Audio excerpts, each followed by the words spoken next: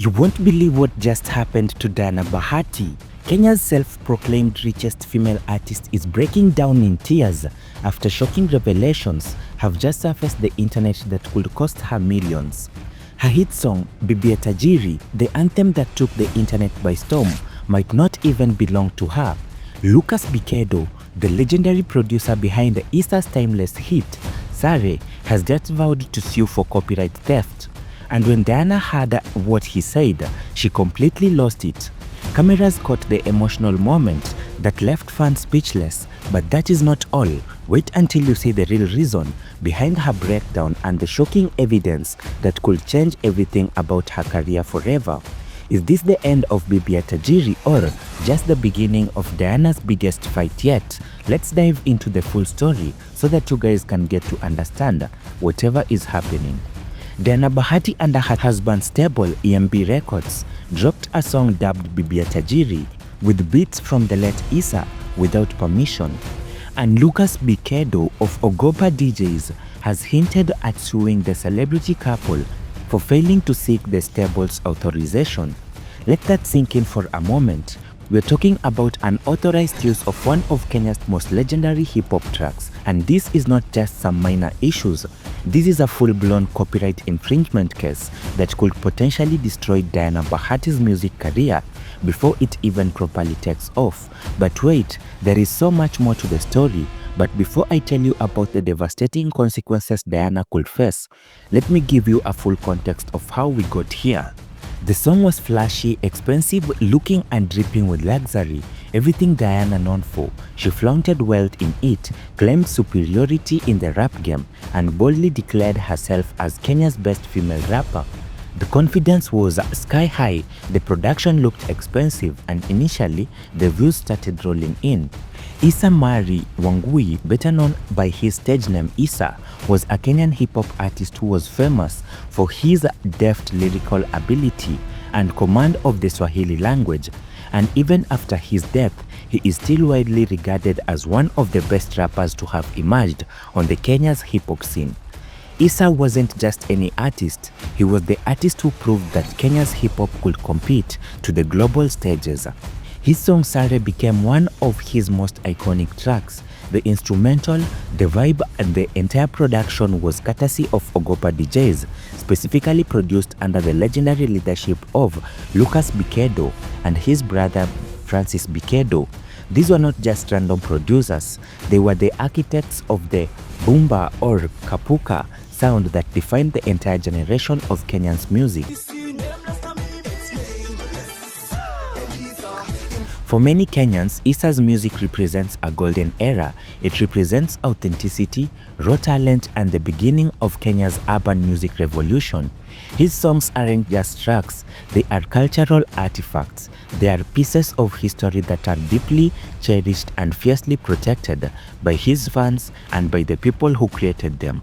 So when Diana Mara decided to use his instrumental from Saree without permission, without consulting Ogopa DJs, without paying proper respect to Esir's legacy, she didn't just commit a legal violation, she touched a nerve that turns deep in the Kenyan music community. The track titled Bibi Tajiri drew backlash from fans and celebrities, many accusing Diana Bahati of disrespecting one of Kenya's most celebrated rappers. Social media exploded. Twitter, now known as X, became a battleground. Instagram comment section turned into war zones and TikTok was flooded with reaction videos. And let me tell you, Kenyans were not holding back. Critics called her out for disrespecting Esir's memory. They accused her of trying to profit off the legacy of a deceased legend without putting in the work to clear the rights. Some even went as far as to say she was desecrating a sacred ground in Kenya's hip-hop. The comments were brutal. People questioned her talent, her authenticity, and her right to even call herself a rapper. The very title she gave herself, Kenya's richest female artist, became a joke in the comment sections. Memes started circulating, parody videos emerged, and it was a full-scale social media crisis. But here is where things went from bad to worse.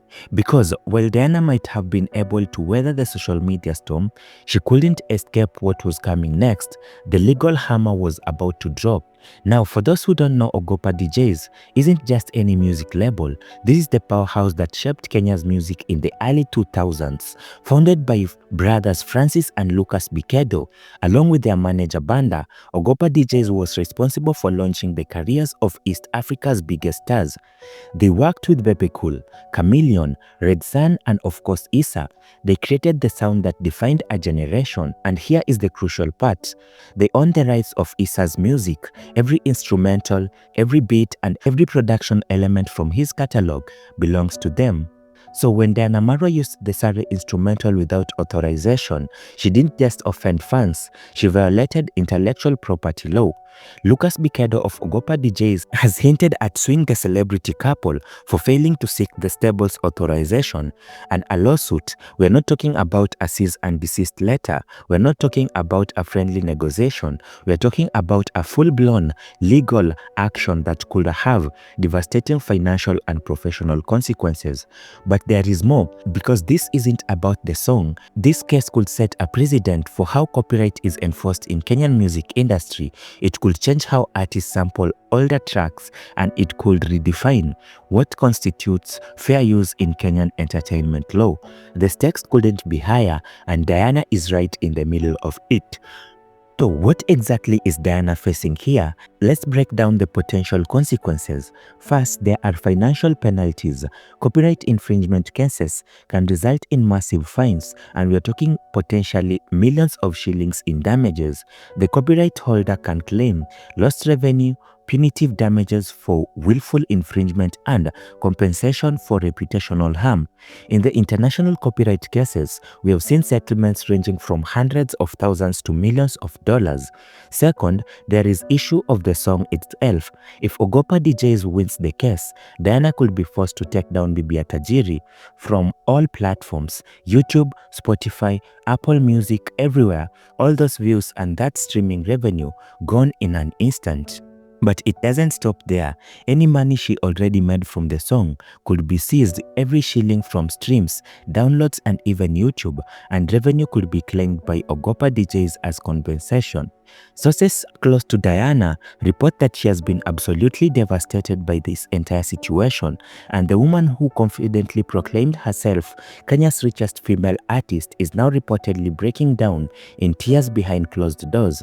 Imagine working on a comeback for 2 years. Imagine investing money, time, and energy into creating what you think will be your triumphant return. Imagine the excitement of releasing new music, seeing the initial positive response, and then watching it all cram down because of the oversight.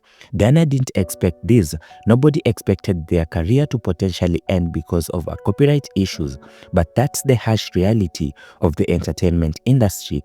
One mistake, one unchecked box, one unauthorized sample can bring everything crashing down. And the worst part, she can't just apologize and move on. This is not a PR crisis that can be managed with a heartfelt Instagram post. This is a legal matter that requires lawyers, negotiations, and potentially a court battle.